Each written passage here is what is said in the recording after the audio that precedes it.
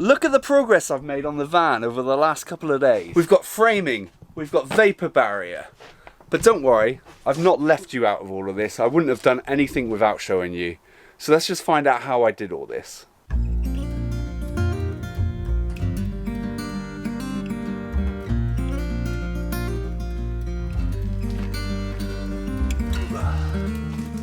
Alright, welcome back. Today we're going to talk about vapor barriers. Now most people when they think about vapor barrier, they think about this tinfoil bubble wrap stuff which I did on the doors here last week. However, I'm not going to be doing the majority of the van with that. I'm going to be using this, which is a damp proof membrane. If you wanted to maximise your installation, then the tinfoil bubble wrap stuff would probably be the best bet.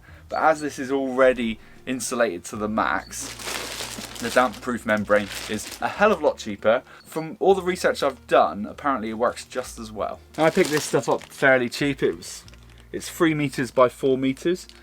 It's black.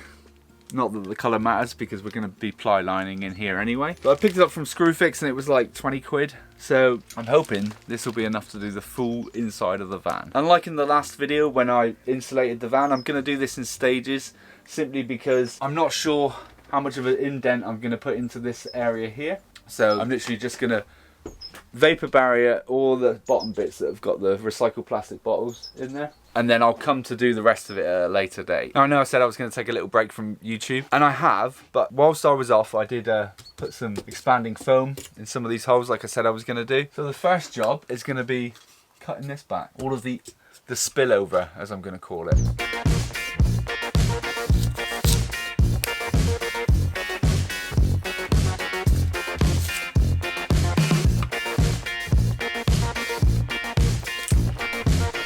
Now the best way for fitting this vapor barrier is I'm going to just measure each panel. I'm then going to cut the damp proof membrane and I'm just going to stick it on with the aluminium tape. Nice and easy.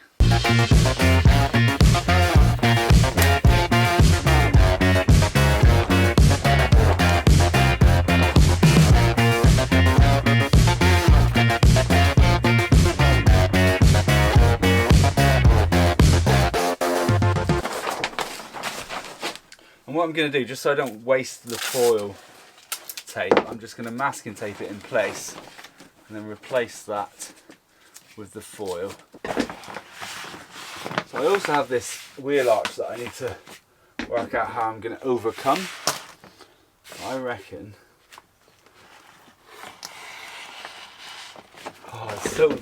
it's really nice to cut this stuff.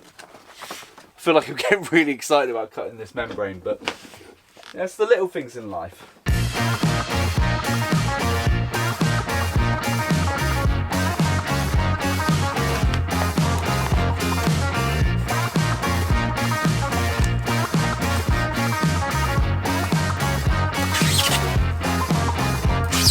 And I probably don't even need to use this foil tape, to be honest. I could probably just tape it up with normal sort of packing tape. But I'm just going to use this because I've got it, even though it's pretty expensive. But I'd hate to do the whole thing and then have somebody comment saying, oh no, that stuff's not going to work. So, but I've seen people do it this way. I've seen people use this membrane and use the aluminium tape with it. So that's that section done, and I've stopped it here. I'm going to stuff some more recycled plastic bottle in this little cavity that's here. And when I've built the top section, which have the cutouts for the mattress, I'll literally just join the two membranes together. That'll complete that entire vapor barrier.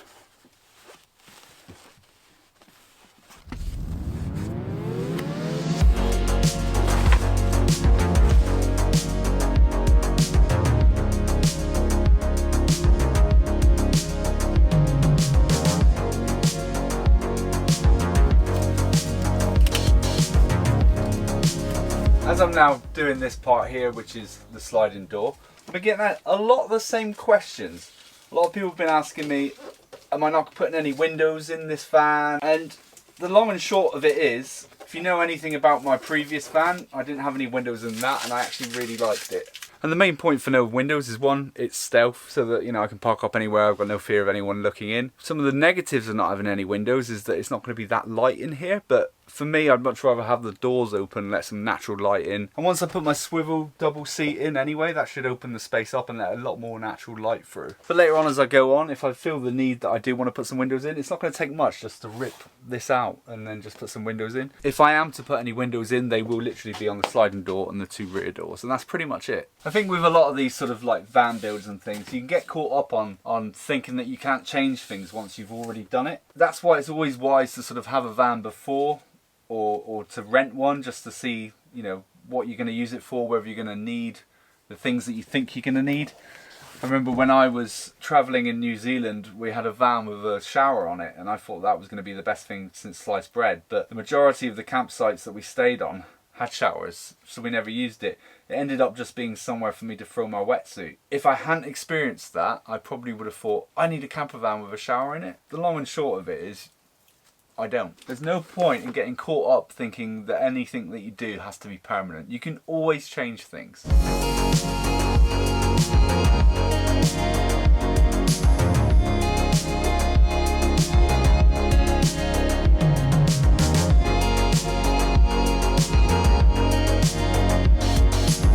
And there we go. Vapor barrier is done. Well, I say it's done. I've still obviously got to do it here when I build that.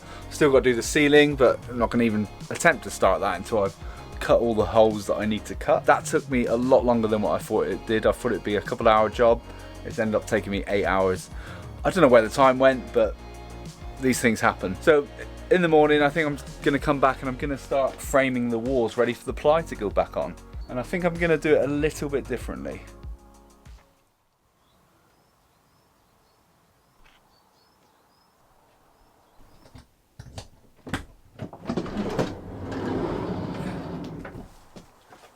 Another day, another job to do.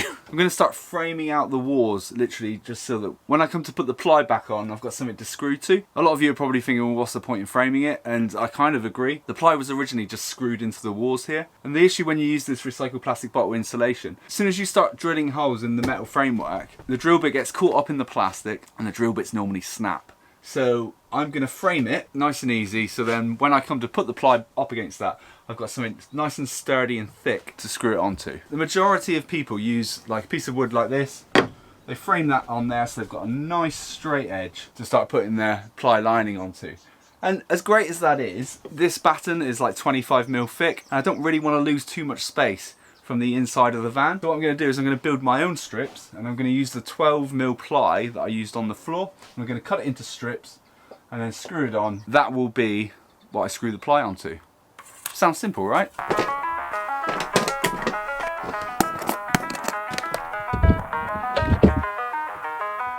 And like anything in this country, as soon as you need to do any work outside, it starts raining. So I'm going to need to get wet for this one.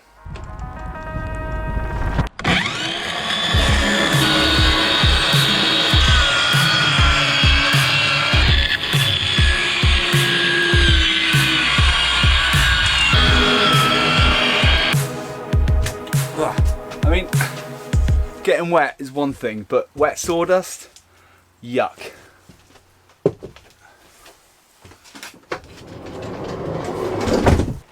See this? Water. I've written leak up there. So that's one good thing about it raining and you're in the van, is you can check to see if there are any leaks. And as I've mentioned before, there's loads of these little things on the roof, and apparently you do need to seal them. I'm going to seal them from the outside, so hopefully that will prevent any more leaks coming through. But you've got to have like a good set of dry days to be able to do it. And it's pretty much not stopped raining for about 5 days now. I decided to take a little break and wait for the rain to stop. And I've literally just smashed out loads of bits of ply to cut. So let me just show you how this works. So one of those in there.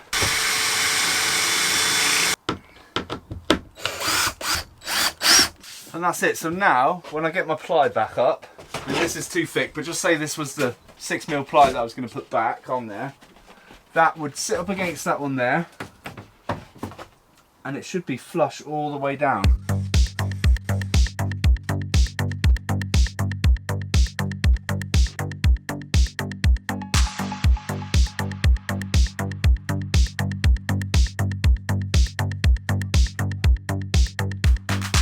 Now a lot of people, when they do the framing, they have everything line up, but because I'm not going to be cladding this, it is literally just going to be ply that's going up. All of these sections, they don't need to join or anything, it's just literally just so I've got a nice flat surface to screw the ply to. Somebody told me to get one of these countersink drill bits, and I'm really glad I did, because it's really doing the job.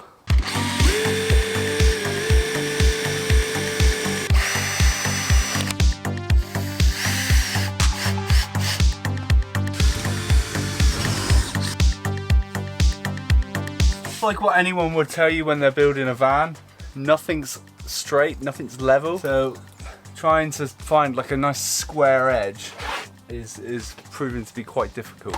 Again, it started raining, so I'm going to do some of this insulation here.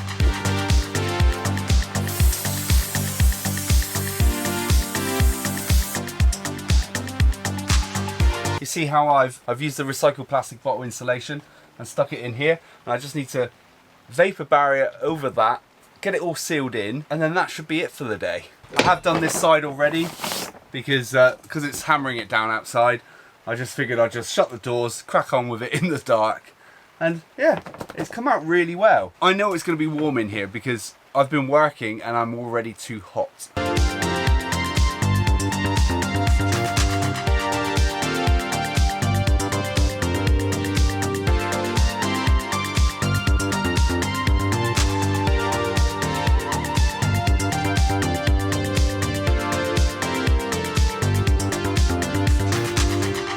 About it. A pretty productive day. Now, looking at the two different types of vapor barrier that I used, I've been in there breathing, creating condensation. The tinfoil bubble wrap on the wheel arches has steamed up from all the vapor from my breath, whereas the damp-proof membrane hasn't like absorbed any sort of moisture at all. So I'm thinking this is going to work really well. Like I said, it's not very pretty, but it's all going to get covered up soon anyway, but I just know that it's going to be nice and toasty in there. All I would say to you, if you are planning on doing this over a weekend, just make sure that you've got a full free weekend, because this has actually taken me a lot longer than what I thought it was going to. Make sure you got no interruptions, your wife's not calling you in every hour to help her settle the baby or anything like that. Just literally just get on with it as much as you can. All in all, I think that was a good use of a couple of days. I think in the next video, if it stops raining, I'm going to attempt to seal the holes in the roof.